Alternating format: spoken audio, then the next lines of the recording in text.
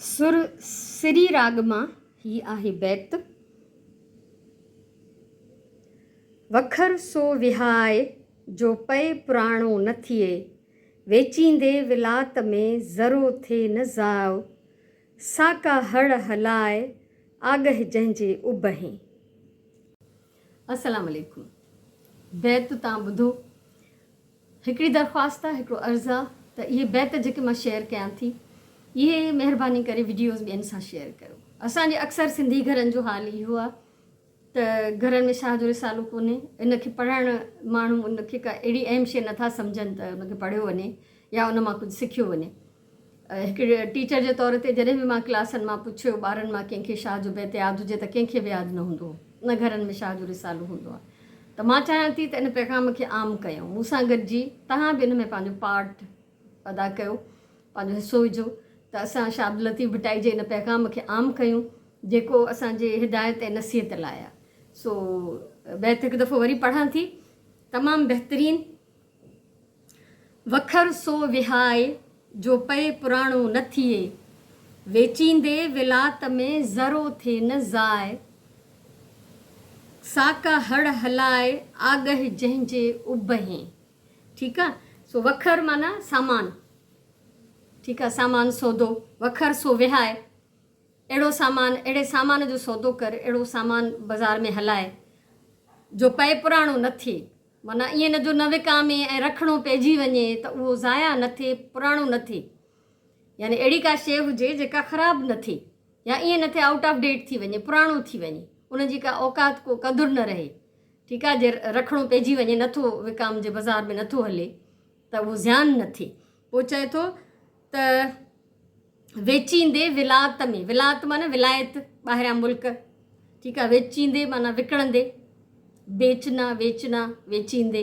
ठीकु आहे। ज़रो थे न ज़ाए, ज़ाए माना ज़ाया, यानी जेकॾहिं उहो सामान सौदो अहिड़ो हुजे जो की विलायत में वञी बि विकिणणो पए त उते बि ज़रो ज़्यान न थिए, सॼो विकामजी वञे।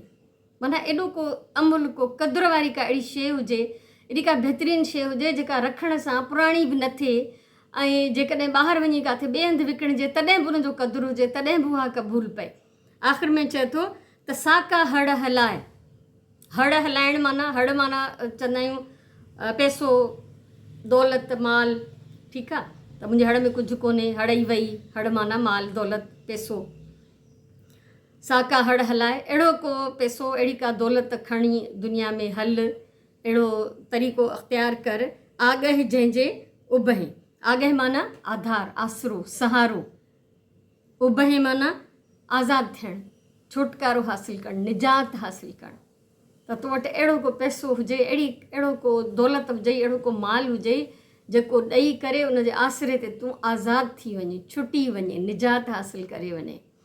हाणे बज़ाहिर त लफ़्ज़ इहे आहिनि त भई को अहिड़ो सौदो हुजे जेको बाज़ार में विकामजी वञे। इन सां छा मुराद आहे? ॾाढी गहरी माना आहे इन जी। इन जो मतिलबु इहो आहे त अहिड़ो रवैयो, अहिड़ी हालत, अहिड़ो तरीक़ो, अहिड़ो इख़्लाक़, अहिड़ी पंहिंजी ज़िंदगीअ जो हिकिड़ो सिलसिलो दुनिया में तूं गुज़ार जो उहो कॾहिं बि विसरे न, कंहिंखां हमेशह यादि रहिजी वञे। ठीकु आहे। चाहे तूं दुनिया में किथे बि हलियो वञे त तुंहिंजे उन रवैये जो, उन इख़्लाक़ जो, उन तुंहिंजे बिहेवियर जो क़दुरु हुजे, ऐं अहिड़ो को माल मिल्कियत हुजे, अहिड़ी का दौलत हुजे जेका ॾेई पंहिंजी जान छॾाइजे, छुटकारो हासिलु कजे जंहिंजे आसरे ते। त उहो छा आहे? आख़िरत में निजात छा ते मिलंदी? आला इख़्लाक़ ते, सुहिणे रवैये ते, बहितरीनु जेको असांजो बिहेवियर आहे अलाह जी मख़लूक़ सां। मख़लूक़ में रुगो ईअं न अथव त जानदार, बेजान शयूं बि।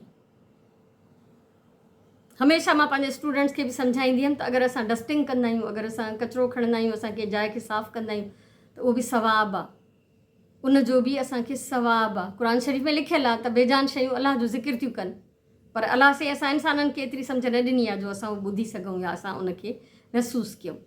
त ॻाल्हि इहा आहे त हर अलाह जी मख़लूक़ सां इन दुनिया में अहिड़ो रवैयो रखो, अहिड़ो तरीक़ो हलो, अहिड़ी हालत अख़्तियार कयो जो हमेशह यादि रहिजी वञो, विसरो न कंहिंखां, ऐं आख़िरत में बि उन जे करे तव्हांजी निजात थिए, उन जे करे तव्हांजो छुटकारो थिए, उन तव्हांजे बहितरीनु इख़लाक़ जे करे, उन तव्हांजे सुठे रवैये जे करे, उन अलाह जी फरमाबरदारीअ जे करे तव्हांजी निजात थिए, तव्हांजो छुटकारो थिए, तव्हांखे आज़ादी मिले। आज़ादी सां मुराद आहे त सज़ा खां आज़ादी।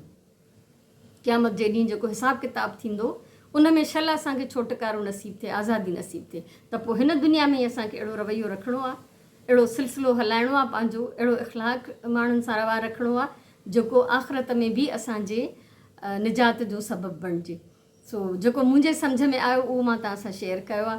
सो प्लीज़ वरी बि हिकु दफ़ो अर्ज़ु आहे त इन्हनि वीडियोज़ खे ज़रूरु ॿियनि सां शेयर कयो त शाह अब्दुल लतीफ़ भटाई जो इहो पैगाम जेको आहे आम माण्हुनि ताईं, हर कंहिं ताईं पहुचे, घटि में घटि उन्हनि ताईं पहुचे जंहिं ताईं तव्हां पहुचाए सघो था। मां तव्हां ताईं पहुचायां थी, तव्हां सभु इन सिलसिले जी हिकिड़ी कड़ी थी सघो था, हिकिड़ो ज़ंजीर ठाहे सघूं था असां, त इन्हनि खे असां ॿियनि ताईं पहुचाईंदा वञूं, शेयर कंदा वञूं, त माण्हुनि खे इन अहमियत जो अहसासु थिए त शाह जो रिसालो असांजे लाइ केॾो वॾो ख़ज़ानो आहे ऐं शाह अब्दुल लतीफ़ भटाई असांजे लाइ केॾो बहितरीनु पैगाम छॾियो आहे।